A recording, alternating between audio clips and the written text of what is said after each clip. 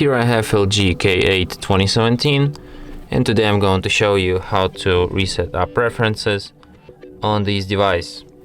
So firstly you have to open settings, then go to the general section, then go to the apps, tap here and select reset our preferences, and then confirm it. And after that all the apps settings will be reset.